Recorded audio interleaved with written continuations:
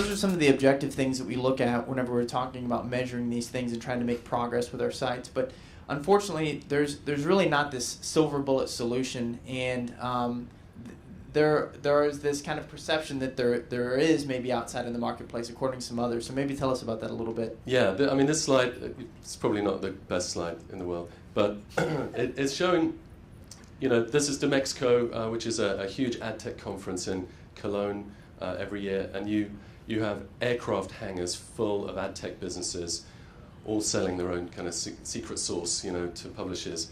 And we're saying that not all of it is helping because fundamentally, people are not looking at this holistically. They're really just looking at, I need a yield optimization partner, or I need a data management platform. These are things that people are looking at individually, and then these technologies are competing with each other and actually they're not helping. So, I mean, here's another, if you want to go look it up, you can spend a bit of time, but you've got... Yeah, Waldo's in there someplace. Yeah, these two slides, we should have taken them out.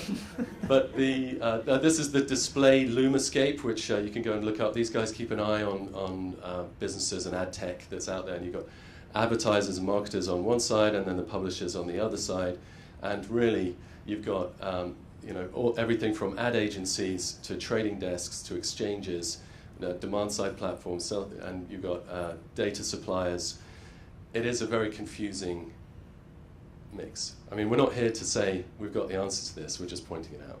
Yeah, and one of the other things that you kind of touched on a little bit earlier, John, is no one inside of this sphere really knows how they're affecting each other either, right? No one's really doing those tests. And so what's really interesting is The Guardian recently did a little bit of a test of their own, something that was kind of unprecedented in this space, and I thought the results were kind of interesting. Yeah, this is a really interesting one. The Guardian were also perplexed by this situation, and they decided that they would go into programmatic exchanges and buy their own inventory to see how much they got paid. So, pretty smart, hey? They revealed, this is a couple of weeks ago, that in the worst case, they were getting paid 30 pence for every pound that they spent in the ad exchange. So a 70% drop. Yeah, it's pretty bad, isn't it? Not the best. No, not the best. So Digiday did a follow-up to that piece, and they went and they talked to people in ad tech, and they asked people in ad networks and publishers, and in the ad tech industry, people were this was their guess at where the money went. So publisher is in green, the trade desk is in red, and then the data management platforms and targeting data was yellow, and then the exchange was a small sliver, and everyone's kind of guessing as to who's taking what. And as you can see, I think ad tech are all blaming the trading desks, which is obviously the agencies. So blaming someone else. It's interesting. Before everybody kind of pulls their hair out, and we don't have. Don't leave. Right. Unfortunately, John, we don't really have an answer for them on this aspect of it. But I think one of the things that's really interesting is the more and more we learn about this space, the more important we realize it is to understand the things you can control and the things you can't control. Yeah, as a publisher, there are things that are within your remit to be able to control. So your inventory, how many ads you have, how many ads you have per page, whether they're mobile, whether they're the right size, all that kind of stuff. Controlling your inventory, being aware of it. The next one, a lot of people won't think about this, but ad quality, and it's something that we have brought because we all have a background in ad networks, so we're kind of like poachers turned gamekeepers. We have found that ad quality is connected to the engagement of the content.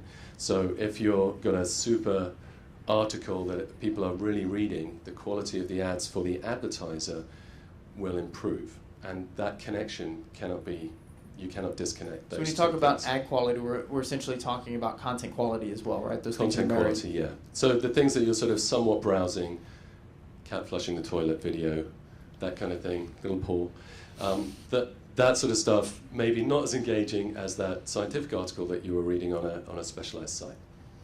And then really talking about the user's experience on your site, that is under your control. The bounce rate, the time on site, the page views per visit, these are all measurable. These are things that you can control. And then really the implementation of your ad tech, whatever it might be, whichever partners you're bringing, header bidding partners, watching out for that latency, things like that, which may affect your overall earnings. And then I guess the things that we can't control, how the ad tech affects other ad tech, that's got nothing to do with any of us, and the fairness of the digital landscape, it is what it is. So, bad news. So if I wanna affect the things that I can control and continue to make this idea of making progress on my state and moving things forward, John, what fundamental questions should I be asking myself? Well, these are the ones that we spend time on, which are the top one is how much money am I making per user. That is a core metric that accounts for user experience and revenue. Bounce rates, how are they doing over time per device? And then looking at landing pages, top landing pages, which areas of my site are making the most money on average, and then doing those kind of regular health checks. Like I get a lot of those emails. From the SEO companies? From the SEO companies. I've been analyzing your site, and I have got a free site health check. Those are great, right?